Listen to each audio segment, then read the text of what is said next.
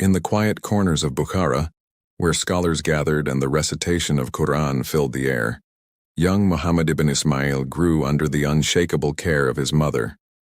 But his early years were marked by a great trial. From a young age, Muhammad suffered from severe weakness of the eyes. Some narrations mention he even lost his sight completely for a period.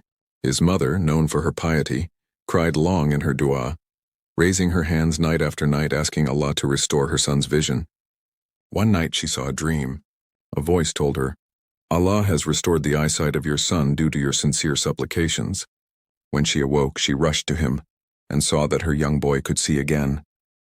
This miracle strengthened her belief that Allah had chosen something special for her son. By the age of 6, Muhammad had already memorized texts that older students struggled with. He didn't just memorize and he corrected. When his teachers recited a chain of narration, he would gently raise his hand and say, "Ustad, that is not the correct wording." His teachers were astonished.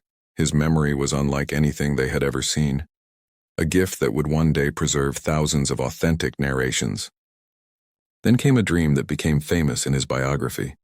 Muhammad dreamt he was standing before the Prophet Muhammad, waving away enemies and hypocrites who tried to harm him.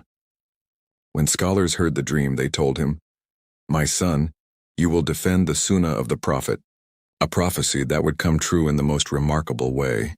Most children played in the streets of Bukhara, but Muhammad, still only a boy, was preparing for a journey that would last decades. He set out with his mother and brother towards the great centers of knowledge.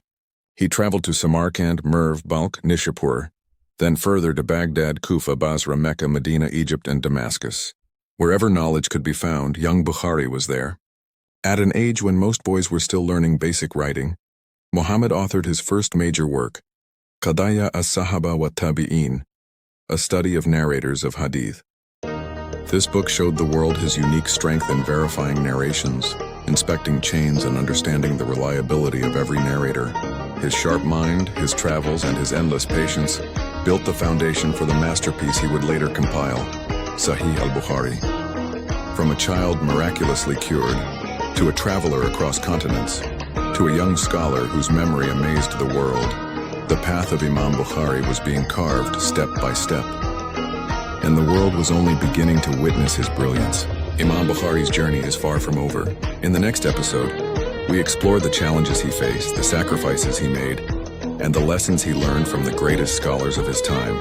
Make sure you follow, subscribe, and turn on notifications so you don't miss episode 3 of this extraordinary story.